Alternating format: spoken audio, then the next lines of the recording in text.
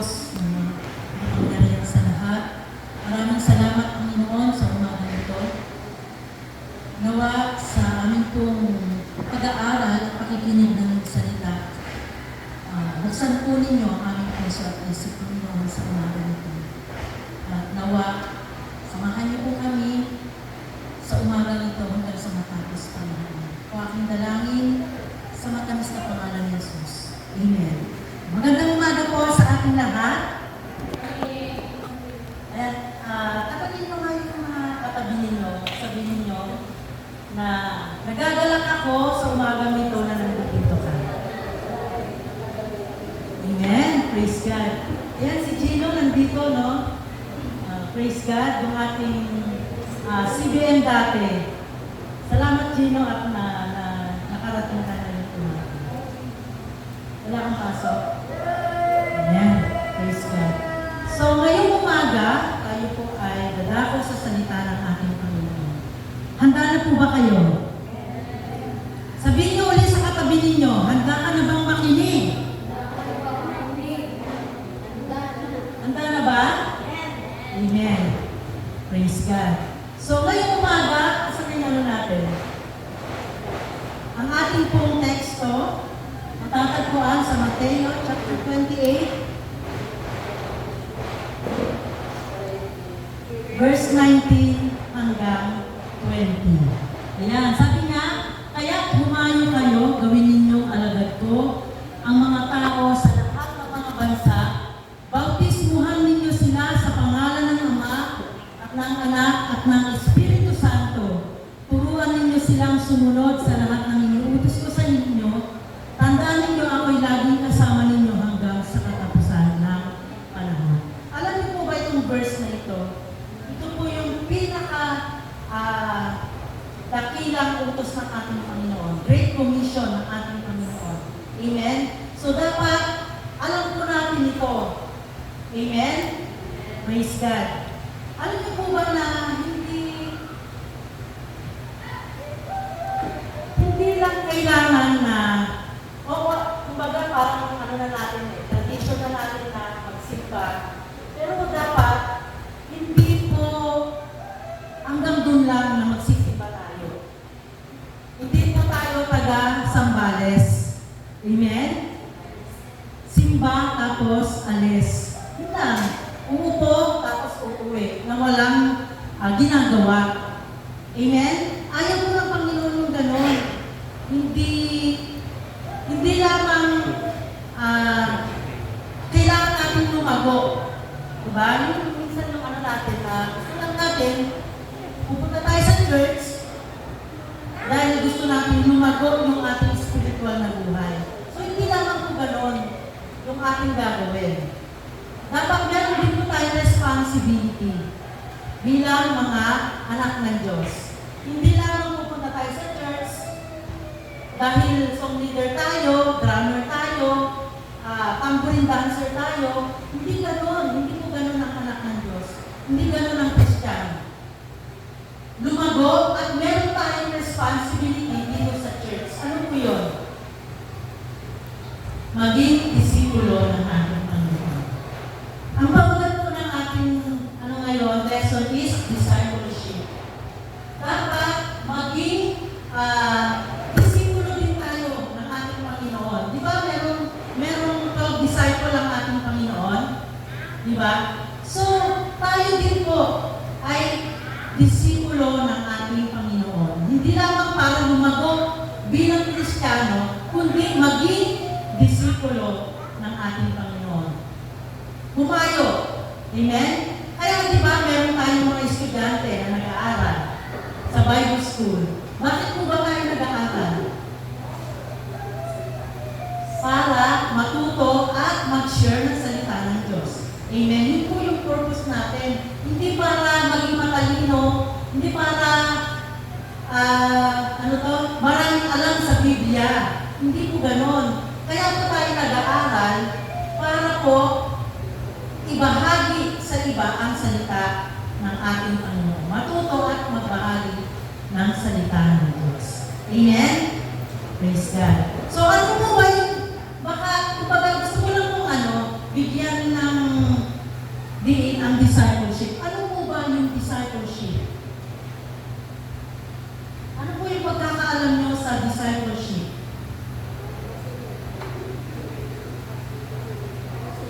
Pagkasunod ng ating Panginoon. Di ba? Sabi dito, proseso ng pagiging katulad ni Jesus. Yan, pinaprocess tayo, nag-aaral tayo. Meron po dito mga dinidisciple ni Ate Jazz. Diba? Sister Divine, Sister Gina, Sister Joyce. So, matagal na, no? Diba? Taon na tayo na dinidisciple. Yun nga, ibang proseso tayo. Diba? Ibang proseso tayo ng pagiging katulad ni Kristo at pagtulong sa iba para maging katulad din ni Jesus. Pagtulong, ano ba yung tutulong natin sa iba? Turuan sila or i-share ang salita ng Diyos sa iba. Yun po ang discipleship. At alam niyo po ba, mamamatay ang church kapag walang mga disipulo. Kasi wala nang mag-share ng salita ng Diyos. Puro na lang nag-aaral. Puro busy sa trabaho, busy sa bahay. Diba? So, dahil mahalaga po na meron nag-share para lumago. Lumago ang church. Lumago din tayo. Amen? Kaya mahalaga po ang discipleship. Dapat hindi namamatay. Dito po, alam ko dito sa Santo Tomas, wala nang nag-disciple. Amen? Walang nagtuturo. So, ibabalik po natin yon para hindi po mamatay ang church natin. Para lumago. Amen? Hindi lamang ang paglago ng ating spiritual na buhay, kundi mag-multiply tayo. Amen? Mag-multiply. Alam niyo po doon sa Silakanan, may po doon, may discipleship po doon. Si Jacob, meron po siyang hinahawakan na mahigit 10 kabataan. Si Sister Joyce, meron po siyang hinahawakan. So, hindi po namamatay. Amen? Hindi po siya namamatay. Meron tayong mga youth na pumupunta sa kanila para mag-disciple. So, dapat hindi yun nawawala. Tuloy-tuloy lang. Amen? Tuloy-tuloy ang ating discipleship. Katulad ng Panginoon, di ba? Hindi siya huminto na mag-disciple. Praise God. So, dito po, pag-aaralan po natin nung 5 foundation ng discipleship. Madali lang po ito. Kung meron po kayong notebook, ballpen, pwede nyo pong, or cellphone, pwede nyo po itong take note para hindi natin makalimutan yung ating responsibility bilang mga disipulo. Lahat po tayo, amen? Lahat po tayo ay pwedeng maging disipulo. So, kailangan lang natin makinig at mag-aral ng salita ng ating Panginoon. So, 5 foundation of discipleship. Una po, ano ba yung una? To be with Jesus. Ang ganda ng ang ganda ng design. Sino po yung nag-design? Si Denver. Salamat Denver sa napakagandang design ng ating ngayon. Ayan. Ano po yung number 1? To be with Jesus. So, paano ba tayo, ano ba yung gagawin natin para mapalapit tayo sa Panginoon? Ano ba yung gagawin natin?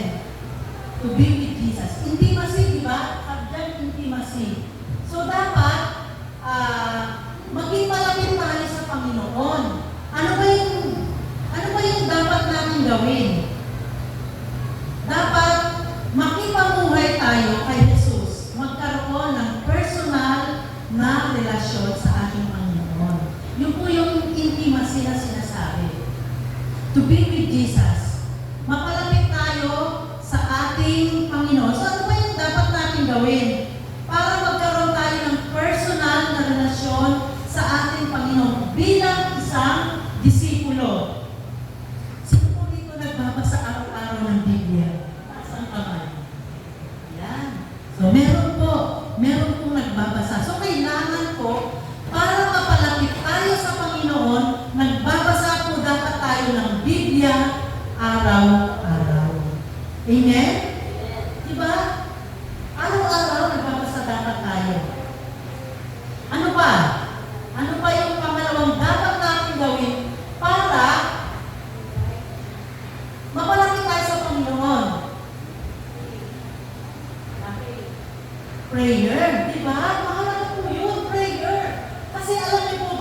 prayer, hindi naman po tayo mag-pray kung may kailangan tayo. Amen? Naalala lang natin ng Panginoon pag kailangan natin siya, pag wala tayo, kailangan natin ng ganito. Hindi. Alam niyo po ba ang prayer po, pakikipag-ugnayan natin sa Panginoon. Pakikipag-usap. Di ba kapag lagi tayo nakikipag-usap sa ating mga anak, maganda yung relasyon natin. Lagi tayong nakikipag-usap sa natin, sa magulang natin, sa kaibigan natin. Di ba may maganda yung relasyon? Amen? So, ganun sa Panginoon. Dapat, through prayer, maganda yung relasyon natin sa Kanya. Amen? Parang tayo, yung anak tayo at ama natin ang ating Panginoon. So, di ba, mas napapalapit, lagi tayong malapit sa ating Panginoon. Amen? So, kailangan tayong mag-pray palagi. Pagising sa umaga, pasalamat sa Panginoon sa binigay ng buhay, kalakasan. Pasalamat. Di ba mahalaga yun? Yung pagpapasalamat natin sa Kanya. Yung na-appreciate natin palagi yung mga ginagawang kabutihan ng Panginoon sa ating buhay. Amen? Kahit may problema, salamat Lord sa problema. Amen? Kasi alam niyo po ba, kaya tayo binibigyan ng Panginoon ng problema, pagsubok, para mas lalo tayong tumatag. Para mas lalo tayong tumawag sa ating Panginoon. Kasi kung wala ng problema, hindi na tayo tatawag sa Kanya. Amen? Kaya binibigyan tayo ng pagsubok problema para manalangin, tumawag palagi sa ating Panginoon. So, pagbabasa ng Biblia, araw-araw, pananalangin palagi, worship. Di ba? Hindi naman tayo nag-worship yung araw lang ng linggo. Amen? Sa bahay, sa personal nating prayer, personal nating pagbabasa ng salita ng Diyos araw-araw. So, nandun yung worship. Amen? Bago tayo magbasa, umawit muna tayo sa Panginoon, mag-worship muna tayo sa Kanya. So, yun yung number one foundation of discipleship. Lagi po, be with Jesus. Mapapalapit tayo sa Panginoon. Meron tayong, magkakaroon tayo ng personal na relasyon sa ating Panginoon. So, yun po yung number one. Amen? Ano po yung number two? To be like Jesus. Ano kaya ito? To be like Jesus. Siyempre yung character. Amen? Gagayahin natin o dapat matutunan natin yung character ng ating Panginoon. Siyempre alam na natin yun. Sabi dito sa 1 John chapter 2 verse 6, ang nagsasabing siya'y nananatili sa Kanya ay dapat mamuhay kung paano namuhay si Kristo. So din siyempre, diba gagayahin natin yung pamumuhay ng ating Panginoon. Amen? Ganun dapat ang mga disipulo. Namumunga. Amen? Ano ba yung bunga ng Espiritu? Alam po ba natin yung bunga ng Espiritu? Love, joy, peace, patience, kindness, goodness, faithfulness, ano pa? Self-control, diba? Yun yung bunga ng Espiritu. Yun yung pamumuhay ng ating Panginoon. Merong love, merong joy, merong kapayapaan, peace, diba? May kindness, goodness. So, yun po yung character ng ating Panginoon. Maging katulad ng ating Panginoon. Una, siyempre character, pag sinabing character, yung pag-uugali natin dapat nababago yan. Sa pag-disciple natin, sa pag-aaral natin ng discipleship, binabago ng Diyos yung pag-uugali natin. Nababago. Amen? Yung karakter kasi ng Panginoon eh. Patience. Dapat mahaba yung ating pasensya. Minsan, di ba? Minsan, maiksi yung pasensya natin, hindi natin minsan nakukontrol yung yung sarili natin. But, yan yung karakter ng Panginoon eh, na kailangan natin gayahin. Amen? Kailangan natin gayahin. Yung love, dapat lagi nandiyan yung love. Na kahit, sabi kanina ni Sister Lisa, minamaliit. Hindi talaga nawawala yung sa trabaho, no? Yung mamaliitin ka. Pero ang Panginoon, di ba? Nakaranas ng ganyan, ng paglalait. Di ba? Dinuraan siya. Lahat ng panlalait, naranasan ng Panginoon. Pero nandun pa rin ang kanyang pagpapakumbaba. Kasi yun yung karakter ng Panginoon. Yun siya. Kaya, sabi nga, ang discipleship ay pinoproseso tayo. Pinoproseso tayo. Hindi naman tayo perfect pa, di ba? Hindi pa tayo perfect kasi nandito pa tayo namumuhay sa lupa, sa mundong ito. Kaya marami pa tayong mga kailangang baguhin sa ating ugali. Minsan matampuhin pa tayo, di ba? Magagalitin. O, di ba? So, pinoproseso pa tayo. Kaya kailangan talaga tayong mag-discipleship. Amen? Sa mga taon na kami nagdi-disciple, pero nandun pa rin, andun yung binabago tayo ng Panginoon araw-araw, pinaprocess yung buhay natin. Pero dapat hindi po nawawala. Hindi nawawala yung pag-aaral ng salita ng Diyos. Kasi ito yung magiging daan para tayo ay makapag-disciple. Kung ano yung natutunan natin, kung ano yung ibinigay ng Diyos, kung ano yung character ng Panginoon, maibibigay din natin sa kanila, maisasali natin sa kanila. Kaya tuloy-tuloy, di ba? Tuloy-tuloy. May mga youth na nagdi-disciple, kagaya ni Jacob, nagtuturo po siya ng disciple. Kasi tayo, matanda na, ibig sabihin, na tayo, magkakaedad. So, may mga kasunod, di ba? May mga kasunod. Ayan. Kaya, ganun ang Panginoon. Mula nung ang Panginoon, nung nagdisipulo siya, ano po yun? Pasalin-salin hanggang ngayon. Kaya hindi siya namamatay. Hindi namamatay. Amen? Kung natin isipin na, kaya tayo, gusto natin na lumago. Amen, di ba? Lumalago ang ating buhay bilang Kristiyano. Pero dapat, hindi natin makalimutan mag-share ng salita ng Diyos. Amen? Para dumami tayo. Hindi mamamatay, hindi mawawala. Amen? Praise God. Number 3 na tayo, no? Ano yung number 3? Do what Jesus did. Yan. Gawin natin kung ano yung ginawa ng Panginoon. Di ba ang Panginoon, nagturo siya, nagturo lang siya ng nagturo.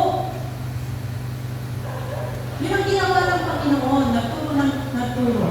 Hindi lamang kaya siya kumuha ng disipulo para makasama niya, kundi para magturo din yung kanyang mga disipulo. Kasi hindi kakayanin ng Panginoon na mag-isa lang siya. Kaya kumuha siya ng 12 disipulo para magturo din sa iba. So hindi rin, kagaya sa church, hindi rin mo kakayanin ni pastor na siya lang mag-isa ang magturo. Hindi naman kailangan na maging pastor tayong lahat. Amen? Pwede nga rin magturo kahit hindi ka pastor.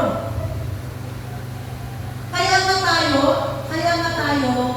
may nagtuturo sa atin, may nagme-mentor sa atin, di ba? Para sa susunod, ikaw naman ang magtuturo. Ikaw naman ang magtuturo. Bilang nanay, kasi pwede mo rin turuan yung mga anak mo, di ba? I-disciple mo, una, yung family mo, yung mga anak mo. I-disciple mo sila. O pagdating ng gabi, turuan mo sila. Di ba kaya dapat lahat po tayo nag-aaral ng discipleship. Discipleship. Kasi ang ituturo mo sa anak mo. Di ba? Ano ituturo mo sa asawa mo? Dapat na asawa mo kaya turuan mo rin. So lahat po dapat tayo, kung may pagkakataon, mag-aaral po tayo ng discipleship. Discipleship. Di ba tuwing pupunta po sila attorney dito, hindi lamang po siya nag-preach, kundi nag-disciple din po sila. Nagtuturo din po sila ng discipleship. Yung nga lang, doon po sa silanganan. At meron po umaattend dito na dalawa. Pwede po kayong umattend. Lahat po tayo ay welcome na umattend ng discipleship para lahat po tayo matuto. Amen? Praise God. So yun po, be like Jesus. I know. Do what Jesus did. Gawin din natin kung ano ang ginawa ng Panginoon. Magbahagi, di ba? Nagbahagi ang ating Panginoon. Ano pa? Bukod sa nagbahagi ang Panginoon, naglingkod, nag-serve ang ating Panginoon. Di ba? Anak siya ng Diyos. Dapat siya yung paglilingkuran. Pero siya yung naglingkod sa tao. Siya yung naglingkod. Nagturo siya sa mga alagad. Tapos naglingkod siya. Ano ba yung ginawa ng Panginoon na paglilingkod? Di ba? Ang dami may mga sakit na pinagaling ng Panginoon. Hindi siya nananatili sa isang lugar. Hindi siya nananatili. Ano siya? Alis siya ng alis. Kasi maraming tao ang nangangailangan ng tulong. Hindi nanatili ang Panginoon sa isang lugar. Pumunta siya sa Jerusalem, sa Samaria, sa Judea. Diba? Ang daming pinunta ng Panginoon. Dahil maraming kailangan tulungan. Nagpagaling siya. Ano pa? Ano pang ginawa ng Panginoon? Maraming iba't-ibang klaseng sakit ang pinagaling ng Panginoon. So, hindi siya nanatili sa isang lugar. Nag-serve ang Panginoon. Ano pa? Yun nga, nag-disciple siya sa iba. Nagturo siya ng discipleship sa iba. So, alam niyo ba, yun yung kailangan ng church natin, ang pag-disciple. Amen? At nakikita ko sa silanganan na nagbubunga. Amen? Nagbubunga yung discipleship sa silanganan. Kasi yan yung sikreto ng paglago ng isang church, yung discipleship. Magturo. Amen? Unahin muna natin yung family natin. Turuan natin sila. Turuan natin silang mag-aral ng salita ng Diyos. Bahagi natin sa kanila ang natutunan natin. Amen? Huwag yung laging sarili natin. Gusto mong lumago. Pero hindi ka nag-share sa iba. Hindi ka naglilingkod. Ano ba yung magagawa ko sa church? Hindi yung parang ano ka lang, yung uwi, ay simba tapos uwi. Minsan nagmamadali ka pa. Diba? 2 oras na nga lang tayo sa church, 3 oras. Pero, hindi pa natin magawa. Hindi pa natin magawang mag-serve sa Panginoon. Lahat naman, halos dito meron tayong mga gift, no? Ginagamit natin yung gift na yun. So, hindi lang doon. Hindi naman mag-drums, hindi naman para maghawak ka ng gitara, mag-song leader, mag-back up. Hindi naman ganoon. Dapat nag-share ka rin ng salita ng Diyos sa iba. Amen? Praise God. So, yung gusto na pa yun, do what Jesus did. Gawin natin kung ano yung ginagawa ng ating Panginoon. Magbahagi, maglingkod, at mag-disciple sa iba. Amen. Praise God. So yun po, ano po yung number 1? Natatanda niyo ba? Natatanda niyo ba? Be with Jesus. Dapat mayroon tayong intimacy sa ating Panginoon.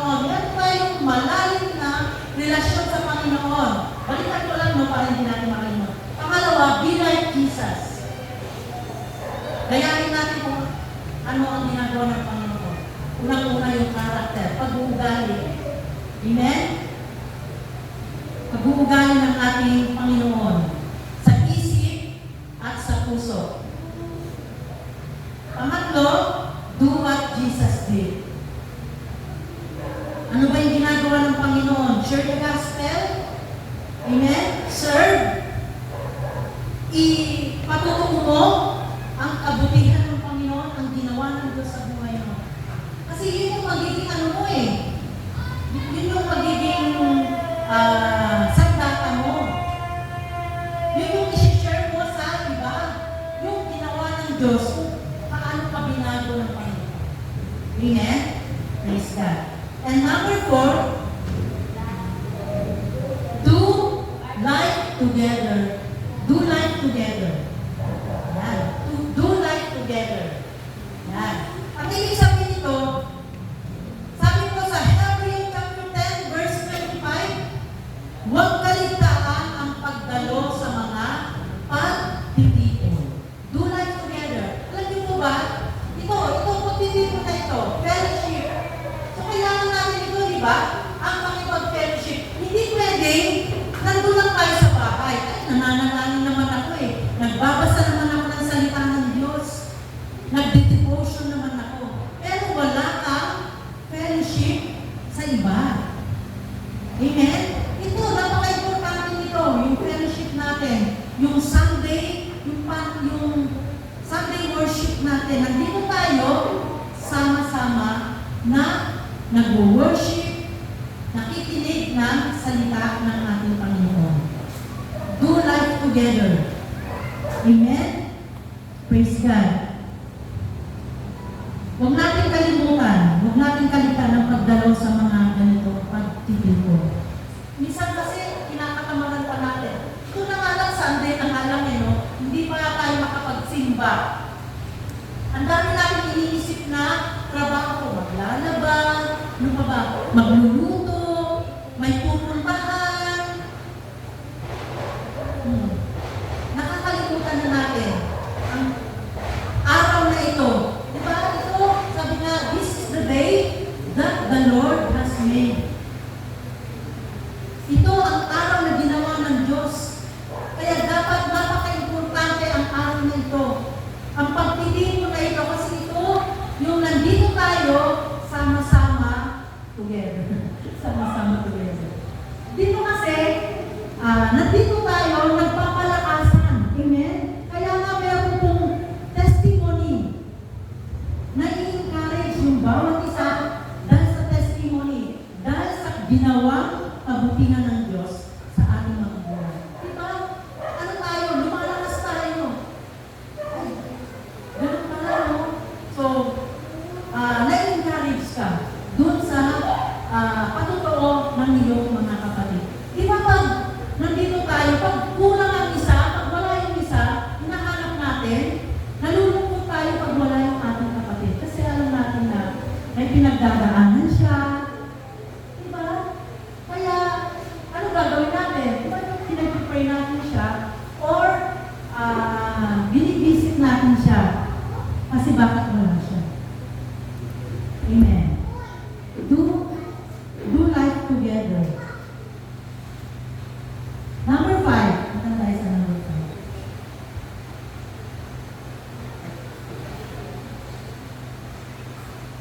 Number 5. Meron ba? Yan. Multiply. Dapat mag-ano tayo? Dumami. Alam niyo po bang malaking bagay na yung meron kakaakay na isa? Amen?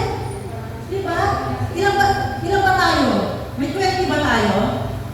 Kung lahat tayo, 20 na yun, may naakay na tig-isa. Ilan na? Pagsunod na ano? Magiging 40 na yun, diba? Magiging 40 na. Hindi naman kailangan paramihan. Hindi mo paramihan. Malaking bagay na po yung merong isang kaluluwa na meron tayong nasyaran, na bahaginan ng salita ng Diyos. Amen po?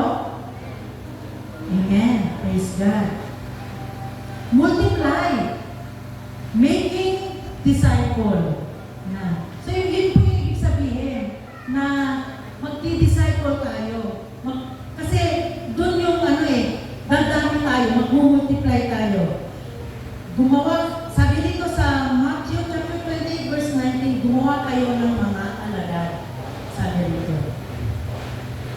Hindi lang po kailangan na lumago ang ating spiritual na buhay. Amen? Kundi mag-reproduce tayo. Mag-multiply. Yun po yung kailangan. Amen? Halimbawa, meron po kayong meron kayong kaibigan, katrabaho, katroma, ano ba ba? Ka-office, kaklase, o diba? Kahit isa lang yung mabahaginan mo ng salita ng Diyos, malaking bagay na yun. Amen? So, anong gagawin mo para makuha mo siya or mabahaginan mo siya? O madala mo siya sa Panginoon? Unang-una, di ba? Ipag-pray mo siya. Ipag-pray. Pray. Unang-una, care. Di ba?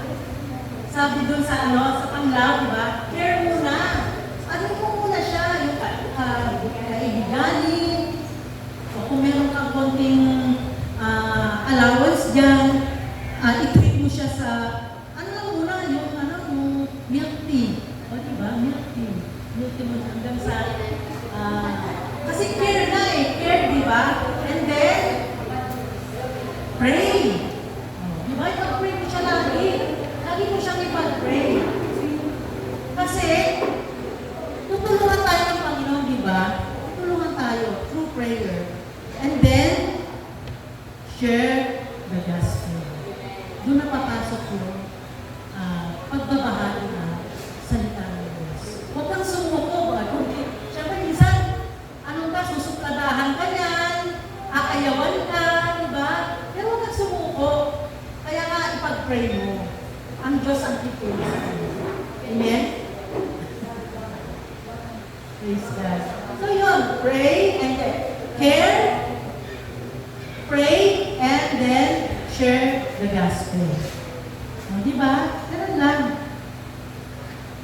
Kailangan mag-multiply tayo. Mag-multiply.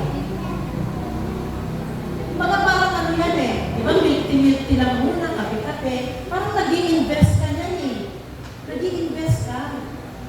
Sa kaya, di ba pag nag-invest, may agad, may balik yan, di ba? Pag nag-invest, huwag mo tingnan naman, gagastos na naman ako nito. Huwag mo tingnan, kasi parang nag-invest ka muna naman. Nag-invest. Amen? Praise God. Ano pa ba?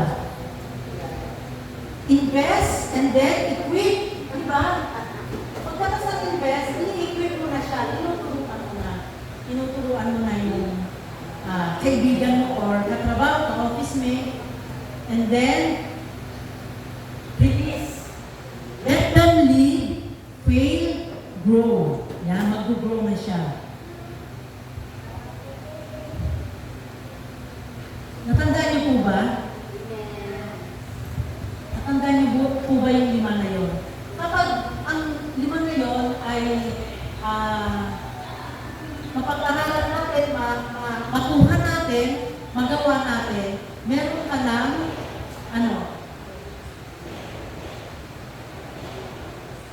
meron ka ng kaluluwa na nakakay sa ating Panginoon. So, kailangan ikaw muna, mag-disciple ka muna dapat, bago ka mag-disciple sa iba. Amen. Praise God. Kailangan i-process muna, ma-process muna yung ating buhay bilang disipulo ng ating Panginoon. So, mahirap ba? Mahirap? Kailangan gawin natin. Amen? Para hindi mamatay ang ating church. Kasi tayo, tatanda, yung iba mag-a-abroad, kagaya ni Sir Lisa, mag-a-abroad siya. Yung bilang disipulo ng Panginoon, magagamit mo yun sa ibang bansa, kahit mapunta ka sa ibang bansa. Diba? May share mo, may babahagi mo ang salita ng Panginoon. Alam niyo po ba, karamihan sa mga OFW, doon sila na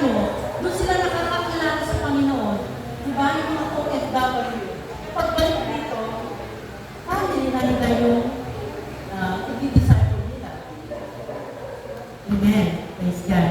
So, yun po yung limang foundation of discipleship. May natutunan? Amen. Praise God. So sana, hindi niyo po makalimutan tong limang foundation of discipleship. So, salamat sa